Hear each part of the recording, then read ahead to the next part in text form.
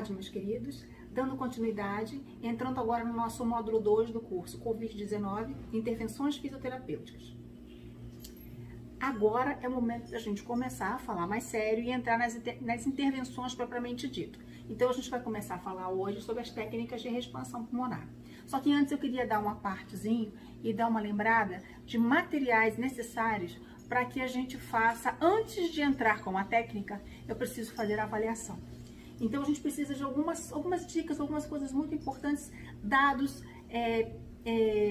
que a gente não pode esquecer de anotar quando a gente vai fazendo uma avaliação fisioterapêutica respiratória, especificamente para paciente de Covid. Ok, gente?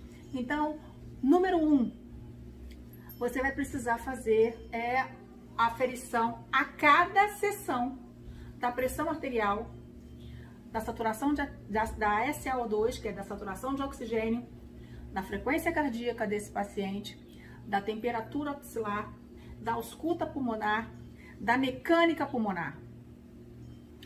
São coisas que são feitas a cada vez que eu atender esse paciente.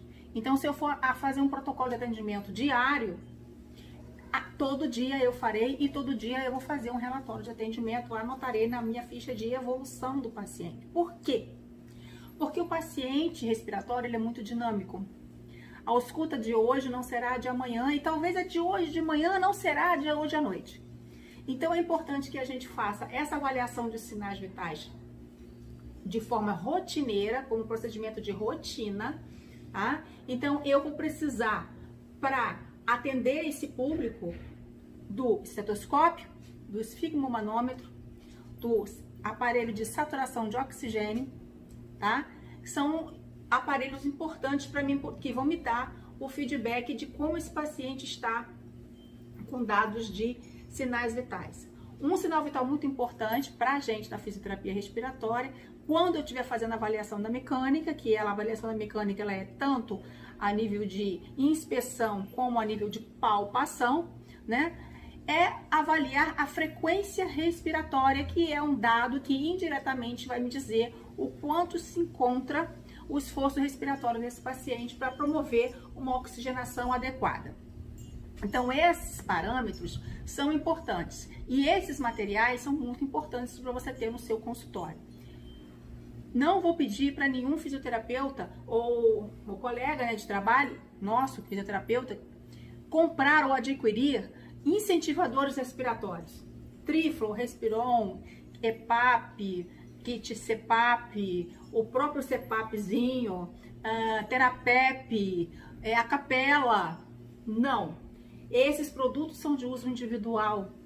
E decorrente da nossa pandemia, da necessidade de controle de infecção, né? A gente não vai poder compartilhar isso com os pacientes.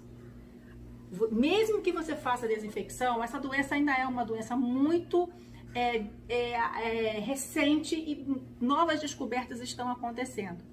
Então, eu prefiro pecar pelo excesso do que pela deficiência. Então, eu prefiro ser bem precavida.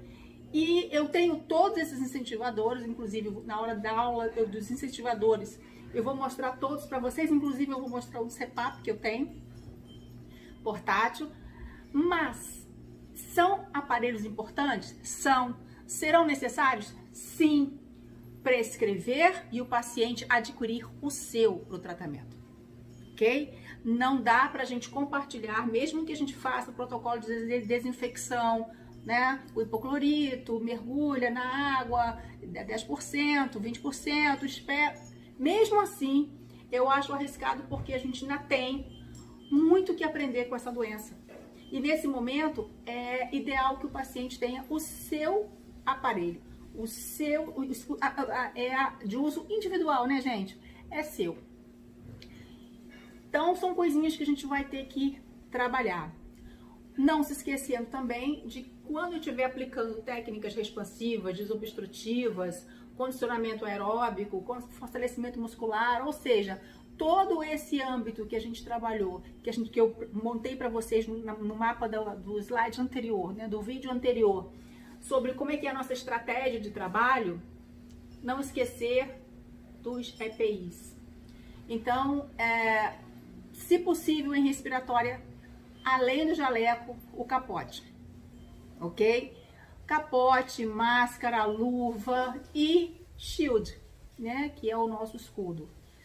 Pelo mesmo motivo, nós vamos estimular o fluxo respiratório, tanto inspiratório quanto expiratório. Em alguns casos, nós vamos estimular a tosse.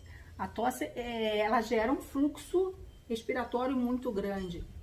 Ainda estamos estudando essa patologia. Somos a primeira pessoa de frente que vai estar com o paciente ensinando as manobras e avaliando como ele está fazendo.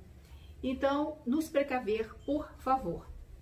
Sempre utilizem materiais, os EPIs, não esqueçam deles, porque nosso trabalho ainda é de risco. Mesmo que ele seja soro negativo, né, que já tenha tirado todos os marcadores, já tenha feito os marcadores imunológicos, já tenha tido todas as IGs, né, IgM, IgG, IgA, IgE, tá tudo normal, tá tudo lá, ele tá... Mas a gente ainda tem muito que aprender com essa doença. E por que temos que aprender ainda, e isso leva tempo, né, não são meses que a gente vai levar 1 ou 2 anos estudando essa patologia. É melhor a gente ficar na retaguarda, tá bom, queridos? Então, era esse a dicasinha que eu queria dar. Porque eu não vou dar uma aula de avaliação físico-funcional respiratória, até porque isso é um outro curso, que ela é longa, é uma aula que cabe onde eu falo de todos os dados um por um e da necessidade da avaliação, né? Então, não cabe dentro desse curso, porque esse é um curso para profissionais, mas dar a dica de material mínimo que você tem que ter para poder ter uma boa resposta terapêutica, sim, é meu papel. Então, preciso, né, que esses parâmetros dos sinais vitais e de marcadores respiratórios que nós podemos ter no consultório sejam avaliados a cada sessão. É diferente de uma reavaliação global. Essa reavaliação, ela é diária, com todos os sinais vitais que a gente tem acesso, né? Frequência cardíaca, frequência respiratória, pressão arterial, temperatura axilar, saturação de oxigênio e, para nós, fisioterapeutas, análise da mecânica. É muito importante esses dados. E, é claro, no finalzinho da nossa fichazinha, a gente sempre pergunta ao paciente se surgiu algum outro sintoma, se apareceu alguma outra queixa, para a gente associar isso ao nosso ficha de acompanhamento. E não menos importante, né? Eu já estava me esquecendo e não posso esquecer, a ausculta pulmonar, ok? Sempre anotem esses dados a cada intervenção, ou seja, a cada atendimento. No hospital, a gente às vezes atende o paciente 3 vezes por plantão, 4 vezes por plantão quando é necessário, e as 4 vezes a gente evolui o paciente. A gente chama de evolução de paciente, a gente anota todos os sinais vitais e os dados, os parâmetros que são relativos ao trabalho do fisioterapeuta respiratório. Ok, gente? Então, vamos lá, vamos começar a falar sobre as técnicas de reexpansão pulmonar. Elas são direcionadas para combater o colapso alveolar, tá? Que é uma causa acontece porque o que eu tenho? Eu tenho perda volumétrica, né? Redução da capacidade residual funcional. O que seria isso? Vamos lembrar? É a quantidade de ar que permanece no seu sistema respiratório após uma expiração. É justamente essa capacidade de ar, essa quantidade de ar que impede o colapso. Mas como eu tenho uma patologia que liberou diversas citocinas inflamatórias, que promoveu encharcamento alveolar, que lavou surfactante e que cicatrizou por fibrose, todo o tecido ao ser lesionado cicatriza através de fibrose, né? E a gente tem fibrose residual, a gente tem uma diminuição dessa elasticidade alveolar, mas devido à lavagem de surfactante, a gente tem a tendência a diminuir o tamanho desse alvéolo e a tendência a promover um colapso. Então, justamente para evitar esse colapso, para melhorar a capacidade residual funcional, para aumentar isso e evitar o colapso, é que as técnicas expansivas surgem no âmbito do tratamento do paciente. A gente sabe que alvéolo está diretamente relacionado aqui. Alvéolo diretamente relacionado à troca gasosa. Então, se eu tenho colapso alveolar, eu tenho hipoxemia. né? Dependendo do grau disso. Eu posso levar a ter uma hipoxemia, aumentar o risco das infecções, que são as pneumonias, que são a próxima sequela, né? Que a gente trabalhou no vídeo anterior. E isso pode levar a ter uma lesão pulmonar definitiva, com uma cicatriz e com dificuldade de expansibilidade, dificuldade de atividade de vida diária. Então, as técnicas de expansão e de reexpansão, elas são bem efetivas para esse tipo de paciente, tá? Tanto para prevenir quanto para tratar colapso pulmonar, associado a determinadas situações clínicas.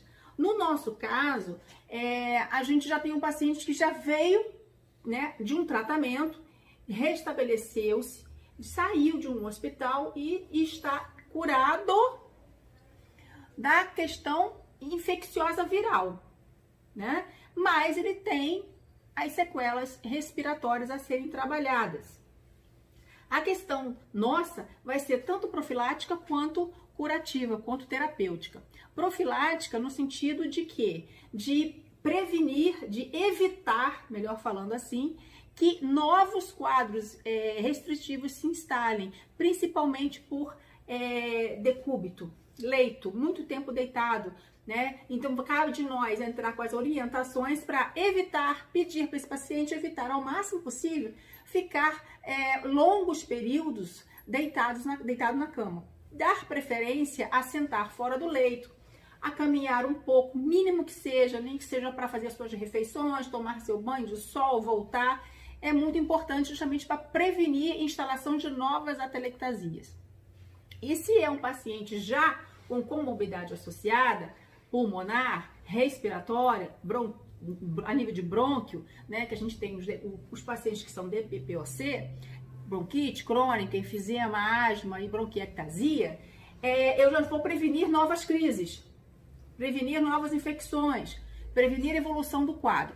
Então, as técnicas de expansão pulmonar, elas entram aí, mas mais especificamente é a primeira coisa que a gente faz, é o mais, não digo que seja mais importante, mas é o carro-chefe do nosso atendimento no Covid, porque geralmente ele vem com atelectasia para casa, ele vem com manchas ainda no pulmão de fibrose, com parte do pulmão ainda a recuperar, apesar de não ter mais o vírus, né? Então, a disfunção dele, o problema dele é a nível funcional, não patológico, mas a nível de patógeno, mas sim a nível de função de tecido.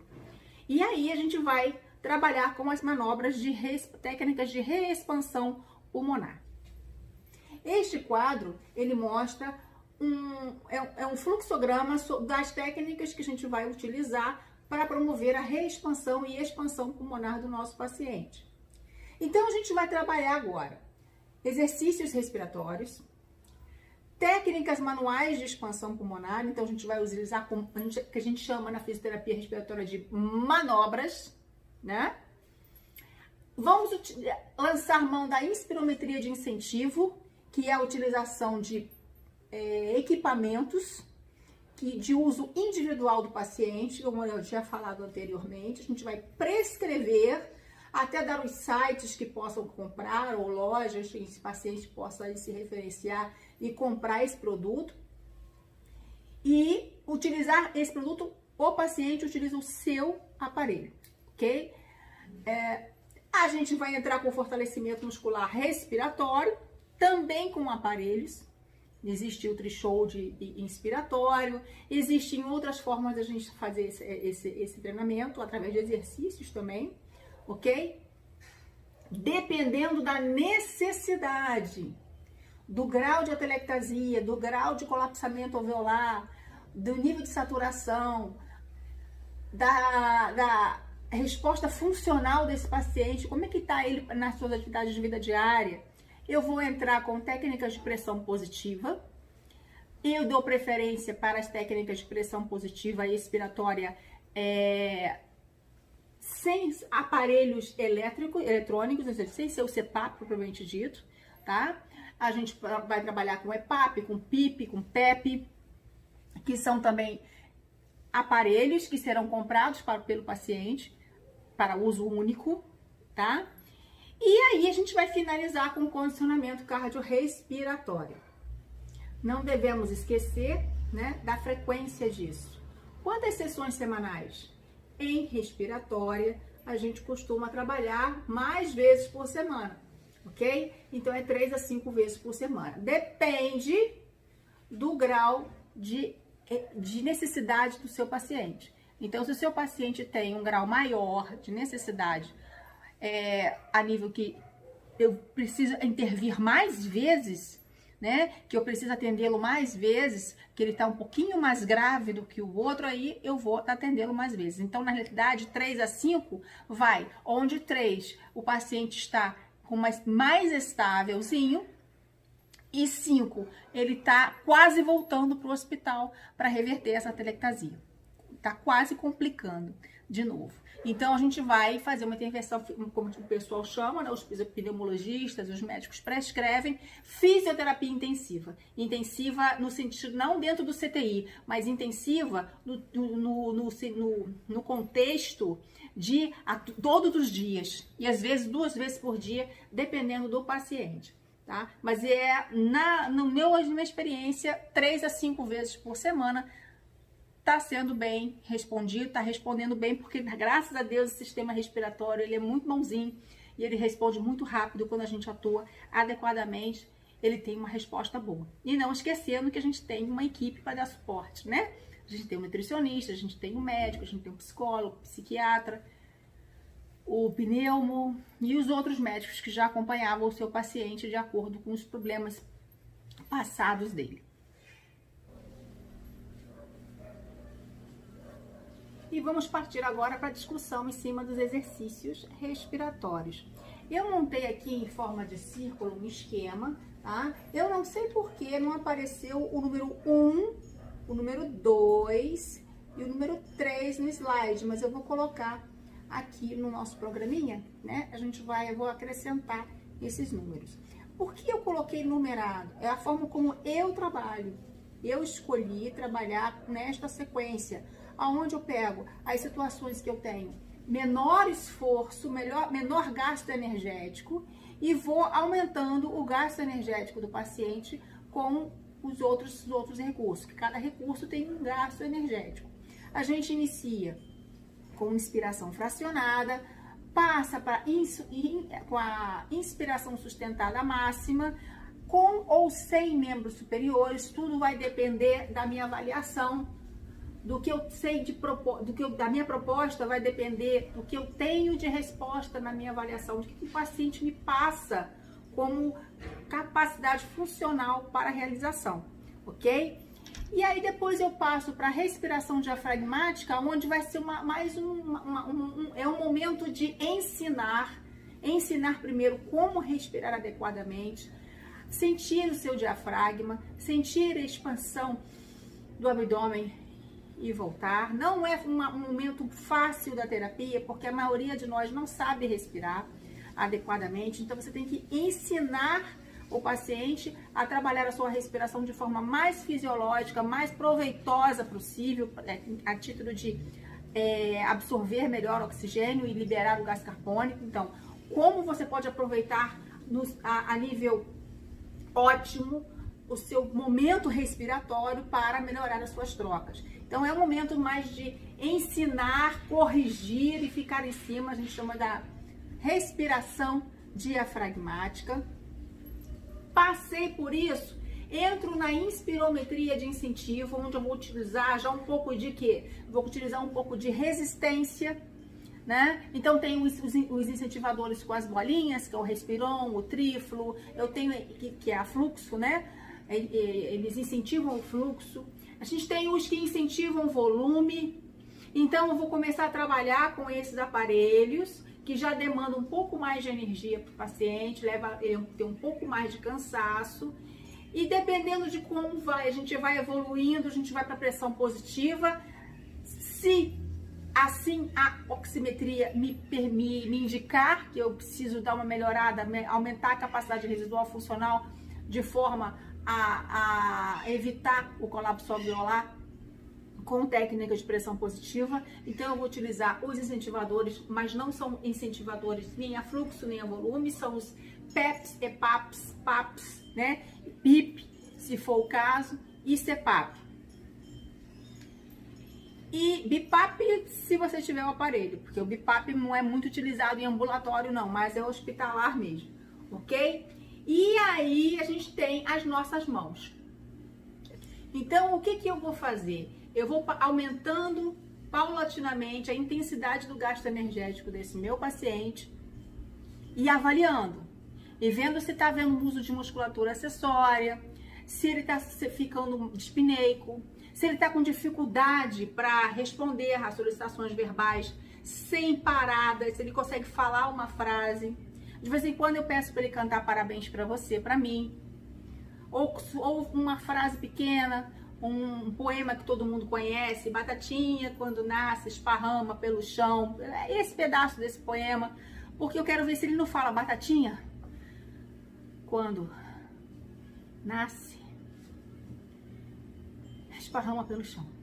Acabou. Para mim, a sessão acabou ali, eu não vou forçar mais. Então, o que eu tenho que fazer? Eu tenho que fazer e ir avaliando isso. Eu vou fazendo e vou avaliando como esse paciente responde à terapia, como é que está a oximetria dele, como é que está o esforço respiratório, como é que está a ausculta pulmonar. Então, o trabalho de fisioterapia respiratória, ele é muito dinâmico. A gente faz uma avaliação quando chega, a gente faz umas técnicas, avalia, dá uma escutada, passa um oxímetro, olha como é que tá, conversa com o paciente, solta uma piada, pede para ele falar alguma coisa, para a gente perceber como é que tá a relação da coordenação da fala com a respiração. E aí a gente continua. Então, é muito fino, essa é uma afinação que a gente faz com o nosso paciente, a gente vai fazendo essa afinação e vai progredindo de acordo com a resposta, com que o paciente te devolve. É realmente pisar em ovos, mas a gente vai pisando e vai trabalhando e vai avaliando e vai progredindo. Então, todas essas técnicas a gente vai discutir.